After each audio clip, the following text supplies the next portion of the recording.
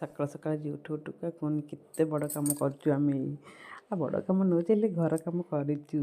ହେଲେ ଛାଡ଼ ରହିଥା କହିବି ଯେ ଆଗେ ଉଠିକି ସବୁ କାମ ଧନ୍ଦା କରିଦେଲା ପରେ ମାମା ଚକଡ଼ି ଦେଇଥିଲେ ଅଟା, ତାପରେ ମୁଁ ଆସିକି ଗାଧା କରିକି ରୁଟି ବେଲି ଦେଇଥିଲି, ଭଜା ଭାଜି ଦେଇଥିଲି।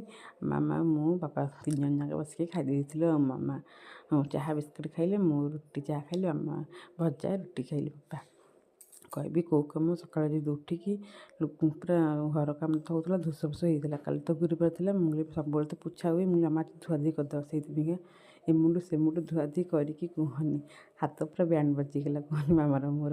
ତାପରେ ମାମା ଚା ଫା ଖାଇକି ବସି ପଡ଼ିଲୁ।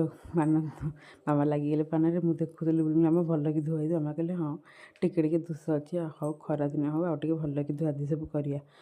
ଆଉ ଏଇନେ ପୁରା ଧୁଆ ସରିଲା ପରେ କୁହନି ପାଦ ପୁରା କୋଲାପ୍ସ ହେଇଯାଉଛି ଶୀତକୁ। ଏମିତି ବି ଘର ପୁରା ପୋଛାପୋଛି ହେଇଯାଏ, ଧୁଆଧୁଇ ହେଇଗଲେ ଭଲକି ପୁଣି ପାଣିରେ ପୁରା ପାଦ ଗୋଡ଼ ପୁରା କୋଲାପ୍ସ ହେଇଯାଉଛି।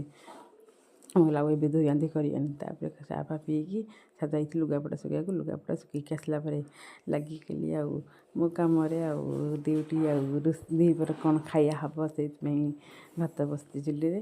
ମୁଁ କଟାକଟି ସବୁ କରୁଛି ଫୁଲକୋବି ଆଉ ଆଜି ହେବ କ'ଣ ଜାଣିଥିବେ ତ, ଆଇଁଷ ବାରି ଆଉ ଅଣ୍ଡା ତରକାରୀ। ବାପା ତ ଅଣ୍ଡା ତରକାରୀ ଖାଇବେନି, ତାଙ୍କ ପାଇଁ ଶୁଖୁଆ ଭଜା ହେବ।